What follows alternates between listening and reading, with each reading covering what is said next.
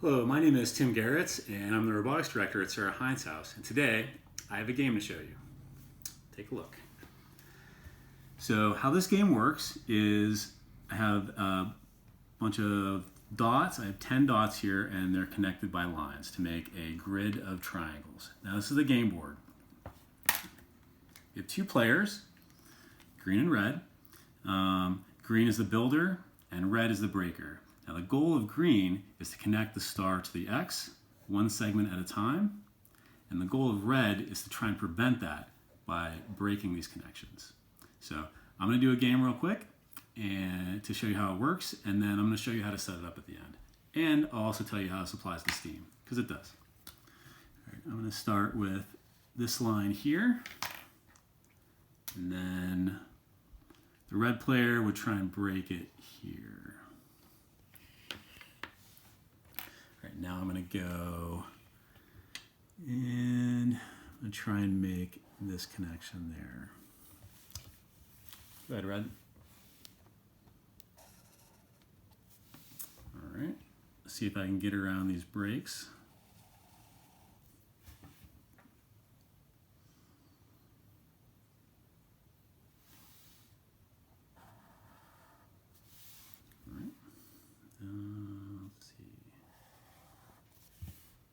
I'm trying to connect the star to the X, whatever winding path I can find.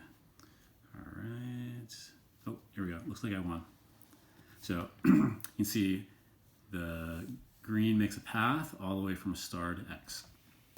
Okay, so let me talk about this game for a minute. It's called Shannon's Network Game, and it was invented by Claude Shannon, one of the pioneers who designed computer networks, which later became the internet.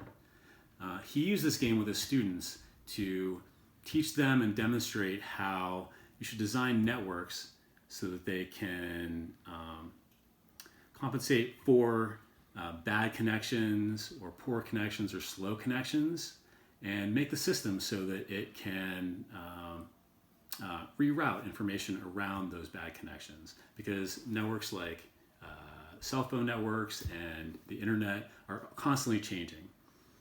So another thing we teach at Sarah Hines' house in the robotics program is we teach game design. So this is a well-designed game in that it's fair. Either player has a chance to win. Whether you go first or second doesn't affect whether you can win or not. And whether you're the breaker or the builder, you have an equal chance to win. So another good thing about the design of this game is that it changes every time. I like games that are easy to play and hard to master and change each time. This has a lot of those game elements. Now I'm going to tell you how to set up a board. So I'm just going to make 10 random dots on the page. 10 is a good number to start with. You can do more or less depending on how long or complicated of a game you want.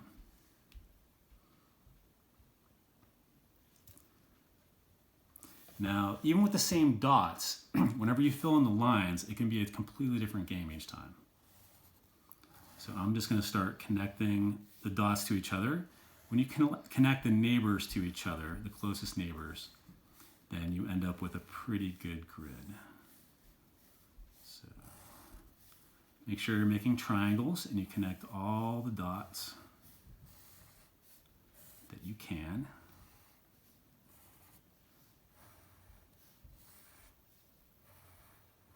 So this is 10 dots.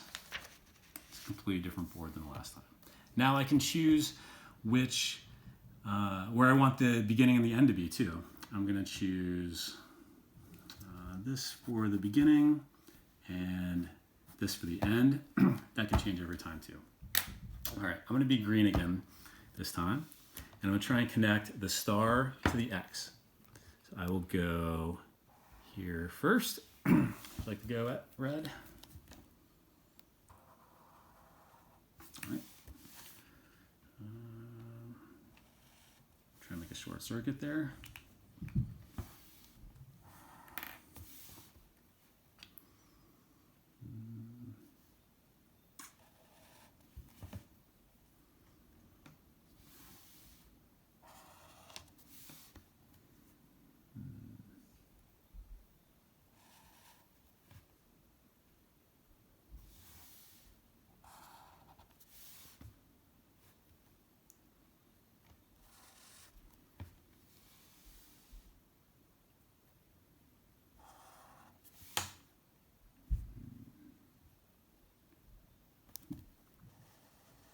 All right, looks like I won this one. The star connects through green all the way to the X. So I want you to give this game a try with your friends and your family, and I hope you have fun doing it. And you can also enjoy that you are learning a little bit about science, technology, engineering, and math while you're playing. Thanks for watching, and we'll have another video next week